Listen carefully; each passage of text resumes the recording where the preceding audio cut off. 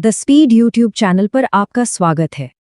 तो आज हम चलते हैं एक सफर पर, एक ऐसी कहानी सुनने जो भारत के लोकतंत्र की जान है। ये कहानी है पावर की, लेकिन उन लोगों के हाथ में जो शहरों से दूर गांवों में रहते हैं। चलिए शुरू करते हैं पंचायती राज की इस दिलचस्प दास्तान को। लेकिन सोचिए, ये जो गांव की सरकार है जिसे हम पंचायत कहते हैं, उसे इतनी ताकत, वो भी सीधे संविधान से, आखिर मिली कैसे? ये एक बड़ा सवाल है ना? और इसी सवाल के जवाब में छिपी है हमारी आज की पूरी कहानी। तो चलिए शुरुआत बिल्कुल बेसिक से करते हैं। आखिर ये पंचायती राज है क्या? इसका मतलब क्या है? बिल्कुल आसान भाषा में समझे तो पंचायती राज का मतलब है गांव की अपनी सरकार, एक ऐसा सिस्टम जहां गांव के लोग ही अपने फैसले खुद लेते हैं। और इस सिस्टम को फॉर्मल रिकॉग्निशन यानी संविधान में जगह मिली 1992 में 73वें संवैधानिक संशोधन अधिनियम के जरिए। लेकिन ये आइडिया, ये कॉन्सेप्ट अचानक से तो नहीं आया होगा, राइट? इसकी भी कोई नींव होगी, कोई पहली ईंट रखी गई होगी। तो चलिए चलते हैं उस समय में और जानते हैं उस समिति के बारे में जिसने इसका पूरा ब्लूप्रिंट तैयार किया था। हम बात कर रहे हैं साल 1957 की। उस वक्त सरकार ने एक कम्युनिटी डेवलपमेंट प्रोग्राम शुरू किया था और उसकी जांच के लिए बलवंत राय मेहता की लीडरशिप में एक कमेटी बनाई गई। और दोस्तों, यही वो कमेटी थी जिसने भारत में पंचायती राज की नींव डाल दी। इस कमेटी ने एक ऐसी बात कही जो उस वक्त के लिए रेवोल्यूशनरी थी। उन्होंने कहा, लोकतांत्रिक विकेंद्रीकरण। भारी भरकम शब्द लगता है, लेकिन इसका मतलब सीधा सा था। पावर को दिल्ली या स्टेट कैपिटल्स में बांधकर मत रखो, इसे आम आदमी तक, देश के हर गांव तक पहुंचाओ। असली पावर लोगों के हाथ में दो। और इस पावर को पहुंचाने के लिए उन्होंने एक मॉडल दिया, एक 3 टियर सिस्टम जिसे हम आज भी फॉलो करते हैं। सबसे नीचे गांव के लेवल पर ग्राम पंचायत, उसके ऊपर ब्लॉक लेवल पर पंचायत समिति और सबसे ऊपर डिस्ट्रिक्ट लेवल पर जिला परिषद। देखिए कितना साफ और स्ट्रक्चर्ड प्लान था। पर नींव रख देने से इमारत तैयार नहीं हो जाती, कहानी अभी बाकी थी। ये आइडिया तो बस एक शुरुआत थी। इसके बाद अगले कई सालों तक अलग अलग कमिटीज आईं जिन्होंने इस कॉन्सेप्ट को और निखारा और बेहतर बनाया।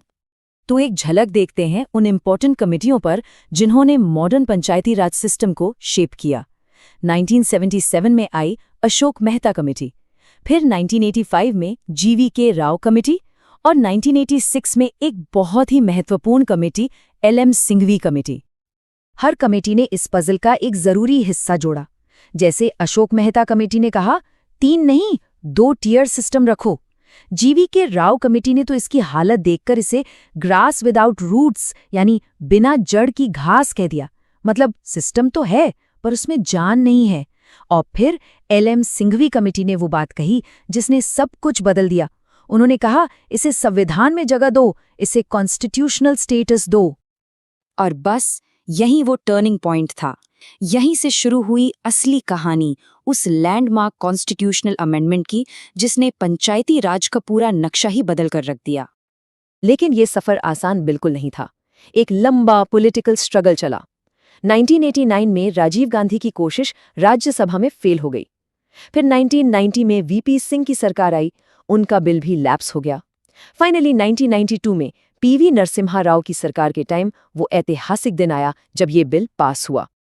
और इस तरह साल 1992 में ऐतिहासिक 73वां संवैधानिक संशोधन अधिनियम एक सच्चाई बना। इसने हमारे संविधान में एक पूरा नया भाग जोड़ा, पार्ट 9, जो पूरी तरह से पंचायतों को डेडिकेटेड है। अब इस अमेंडमेंट ने कुछ चीजें फिक्स कर दी, परमानेंट। जैसे अब 3 टियर सिस्टम कंपल्सरी होगा। गांव की ग्राम सभा यानी सभी वोटर्स की मीटिंग, वो इस सिस्टम की फाउंडेशन होगी। हर लेवल पे डायरेक्ट इलेक्शंस होंगे और कार्यकाल होगा पूरे 5 साल का, कोई इफ्स एंड बट्स नहीं। पर इस कानून की सबसे ज्यादा रेवोल्यूशनरी बात थी आरक्षण। SC ST के लिए उनकी पॉपुलेशन के हिसाब से आरक्षण। और इससे भी आगे बढ़कर एक ऐसी चीज जो उस वक्त किसी ने सोची नहीं थी, हर पंचायत में कम से कम 1/3 सीटें, 1/3 महिलाओं के लिए रिजर्व कर दी गईं। एक गेम चेंजर था ये। अब देखिए, सिस्टम बना देना एक बात है, पर उसे चलाना दूसरी। इसीलिए 2 इंडिपेंडेंट बॉडीज भी बनाई गईं। एक स्टेट इलेक्शन कमीशन, जिसका काम है टाइम पर और फेयर तरीके से पंचायत इलेक्शन करवाना, और दूसरा स्टेट फाइनेंस कमीशन, जो ये सुनिश्चित करेगा कि पंचायतों के पास काम करने के लिए पैसा भी हो। तो ये तो हुई इतिहास की बात। अब आते हैं आज पर। देखते हैं कि ये पूरा सिस्टम आज जमीन पर काम कैसे करता है और इसमें क्या-क्या कंपल्सरी है और क्या-क्या राज्यों की मर्जी पर छोड़ दिया गया है। इस कानून में बेसिकली 2 तरह के प्रोविजंस हैं। एक है अनिवार्य, जिनको हर राज्य को मानना ही पड़ेगा, जैसे ग्राम सभा बनाना, डायरेक्ट इलेक्शन करवाना और हाँ, महिलाओं का आरक्षण।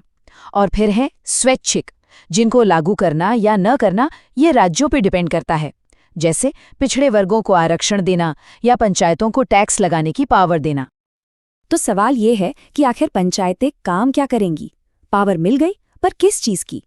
इसके लिए संविधान में 11वीं अनुसूची जोड़ी गई, जिसमें पूरे 29 विषयों की लिस्ट है। ये वो काम है जो राज्य पंचायतों को ट्रांसफर कर सकते हैं।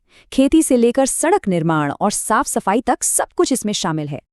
तो इतने सालों के बाद, इतने बदलावों के बाद एक बड़ा सवाल आज भी खड़ा है।